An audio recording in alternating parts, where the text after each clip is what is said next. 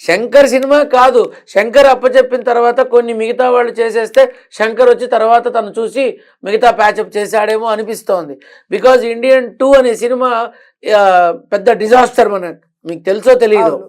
శంకర్కి సంబంధించినంత వరకు ఇప్పుడు తను ఏ సినిమా చేసినా అలానే ఉంటుంది, ఏ సినిమా చేసినా అలానే ఉంటుంది ఇంకో 2 ఏళ్ళు.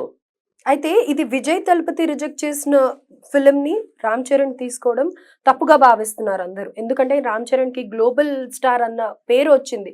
సో ఆ గ్లోబల్ స్టార్ అన్న ట్యాగ్ తీసేసేలాగా ఉంది ఈ సినిమా అని అంటారు. నిజమేనా? పచ్చి అబద్ధం అమ్మా. ఎందుకంటే గేమ్ చేంజర్ సినిమాని కంప్లీట్గా పబ్లిక్లోకి, సొసైటీలోకి ఒక నెగిటివ్ ఎరా తీసుకురావాలి, అల్లు అర్జున్ని మించకూడదు అనేటటువంటి ఒక అపోహతో సాంకేతిక పరమైన పనులు జరుగుతున్నాయేమోనని నాకు అనిపిస్తోంది. అంటే కొంతమంది కేవలం కూర్చొని ఆ సినిమాని ఇది ఫ్లాపు, ఇది పనికిరాదు, ఇది ఇంతే, పాటలు లేవు, అది లేదు, ఇది లేదని 100లో ఉన్న 60 నెగిటివ్స్ ఉంటే 40 పాజిటివ్ ఉంటే ఈ 40ని కూడా 10 చేసి మిగతా వాటిని కూడా మొత్తం అంతా కలిపి 90ని 900గా చూపిస్తున్నారు. ఇప్పుడు సాంకేతిక పరంగా ఒక 100 మంది కూర్చొని సిస్టంలో ఆ గేమ్ చేంజర్ దరిద్రంగా ఉంది, గేమ్ చేంజర్ ఇలా ఉంది, గేమ్ చేంజర్ అలా ఉందని అదే పనిగా 24 గంటలు అదే కొడుతూ ఉన్నారనుకో, సో సక్సెస్ రేషియో చూస్తారు.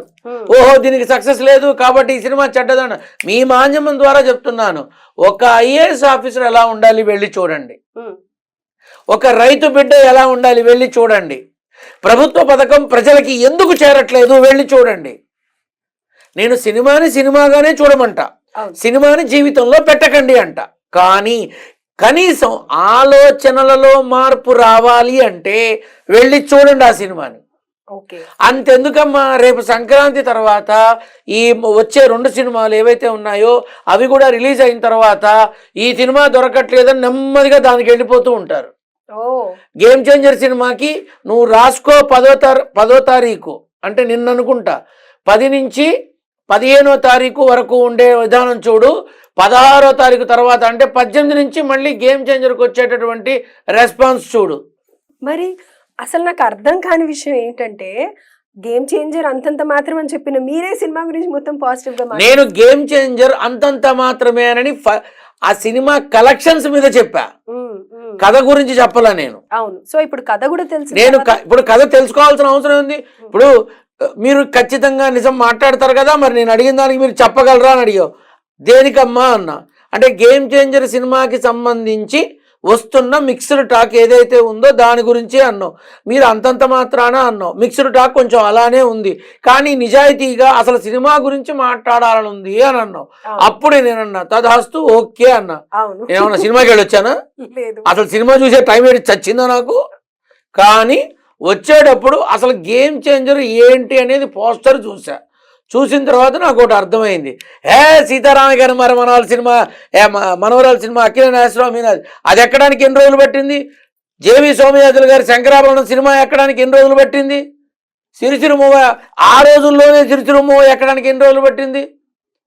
ఇవన్నీ కాదమ్మా, ఇప్పుడు ఉన్న స్థితిలో అసలు ఏ సినిమా 3 రోజులు ఆడితే గొప్ప అంటున్నారు కదా, రేపు 2 వారాలు ఆడినా నేను ఆశ్చర్యపోను. నీకు ఇప్పుడు సినిమా ఫలితం అడిగావు, చెప్పా. సినిమా గురించి ఇప్పుడు అడుగుతున్నావు, చెబుతున్నా. ఇప్పుడు పుష్ప సినిమా ఉందమ్మా, ఆ సినిమాలో ఈ గాలు నాదే, ఆ గాలు నాదే, నా కాలు మీద నా కాలు వేసుకున్నా అనే మాట ఉంది. ఇది ఇష్టపడతారు.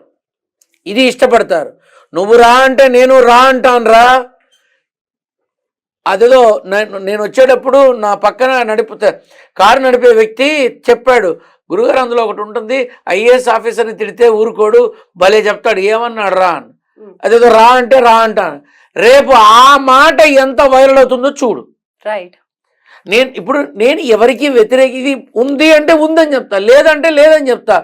ఇప్పుడు సినిమా నేను అంతంత మాత్రాన చిరంజీవి నా మీద ఏమన్నా ఉరిశిక్ష కేసు పెట్టిస్తాడా? ఆ మహానుభావుడు ఆయన మీద రాళ్ళేసినా కూడా ఒక్క మాట మాట్లాడని మృదు స్వభావి. ఇప్పుడు రామ్ చరణ్ ఇప్పుడు నేను చెప్పానని చెప్పి ₹1 కోటి నాకు గిఫ్ట్ పంపిస్తాడా? వచ్చిన నాకు వద్దు, నాకు అక్కర్లా. కానీ జరగవు అవి, అస్సలు జరగవు. కానీ నా పద్ధతి మాత్రం ఉన్నది మాట్లాడటమే.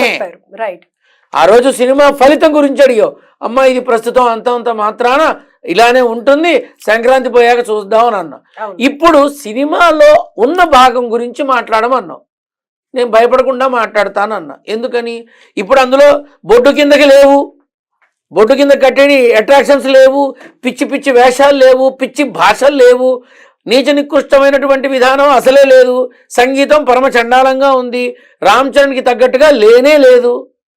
సో మైనస్ పాయింట్లని ఒక 100 మంది సిస్టమ్ మీద కూర్చొని చేస్తున్నారు అక్కడ. రైట్. ఇది ఇలా ఉంది, ఇది అలా ఉంది, అలా ఉంది. అప్పుడు 100 మంది చెప్పే మాటలు ఒక గంటలో కనీసం 1,00,000 కామెంట్ల రూపంలో బయటికి పెడితే సగటు మనిషి ఏమనుకుంటాడు? డెఫినెట్ గా బాలేదని అనుకో. చూసేదాకా వాడికి తెలుస్తుందా సినిమా ఎలా ఉందో? ఎగ్జాక్ట్లీ కదా. ఇప్పుడు ఎలాగైనా ఇప్పుడు బాలీవుడ్లో అమ్మ షారూఖ్ ఖాన్ని దెబ్బతీసే స్థాయిలో పుష్ప ఉందా? ఇప్పుడు తెలుగు సినిమాలను అక్కడికి రానివ్వడానికి ఆలోచిస్తారుగా. అవును. కింగ్ కాంగ్ని సల్మాన్ ఖాన్ని ఓవర్లాప్ చేయనివ్వరుగా, వాళ్ళ ప్రయత్నంలో వాళ్ళు ఉంటారుగా. వాళ్ళు ఏం పిచ్చోళ్ళ? అయిపోయాడు ముగిసిపోయింది అనుకున్న టైంలో బాంబేలో ఉన్నటువంటి నా శిష్యులు కొంతమంది షారూఖ్ ఖాన్ సినిమా అప్పుడు వస్తుంటే కొన్ని కోట్లలో పందాలు పెట్టుకున్నారట వాళ్ళు. నాకు తెలియదు, నేను చూడలేదు. మీ మాట మీద డిపెండ్ అయి ఉంది మా బ్రతుకు అని అన్నారు. మీరు నా మీద నమ్మకంతో అడుగుతున్నారు కదా, ఇప్పుడు మీరు ఏదైతే ఆ సినిమా మీద పెట్టారో దానికి కనీసం మినిమంగా ఒక 25-30% పెంచుకుంటారా అన్న. జవాన్ సినిమా ఓకే 10 కోట్లు పెడితే దగ్గర వాళ్ళకి 45-50 కోట్లు వచ్చింది. అలా ఆలోచిస్తారు జనాలు. సో ఇప్పుడు కూడా ఈ సినిమాకి సంబంధించి ఏదైతే నువ్వు చెప్తున్నావో గేమ్ చేంజర్ అనే సినిమా చూస్తే తప్ప అర్థం కాదు. రైట్. ఈ క్లిప్పింగ్లు ట్రైలర్లు ఇవి చూస్తే అర్థం కాదు, ఆ సినిమా అస్సలు అర్థం కాదు. ఇప్పుడు సొసైటీకి హింస కావాలి, ఎక్స్పోజింగ్ కావాలి, ఇవి కావాలి, అవి కావాలి, అవి ఉంటేనే చూస్తారు. ఇది తప్పు. మంచిగా ఉన్న ఆడిన సినిమాలు మన సినిమా రంగం వాళ్ళు ఎన్నో చేశారు. రైట్. సో ఒక మెసేజ్ ఓరియంటెడ్ మూవీ కావాలి అని అంటే కనుక చాలా కష్టంగా ఉన్న ఈ రోజుల్లో ఎంతో అద్భుతమైన మూవీ తెరకెక్కించారు. డెఫినెట్గా ఈ మూవీని థియేటర్లోనే వెళ్ళి చూడాలి. ఆయన చెప్పింది ఇంతకు ముందు అసలు అయితే ఓవరాల్గా మీరు చెప్పిన దాన్ని బట్టి సినిమా ఓకే బాగుంది అని చెప్తున్నారు, కానీ ఇక్కడ గేమ్ చేంజర్ అనే మూవీ రామ్ చరణ్ కి ప్లస్ అవుతుందా మైనస్ అవుతుందా? అవార్డు తీసుకురాబోతోంది. ఓ నేషనల్ అవార్డు ఎక్స్పెక్ట్ చేయొచ్చు, తప్పేం లేదు. ఎందుకంటే ఒకే మూసలో ఒకే విధంగా ఒకేలాగా చేసుకుంటూ వెళ్ళినప్పుడు అంత చక్కటి గుర్తింపు వచ్చింది.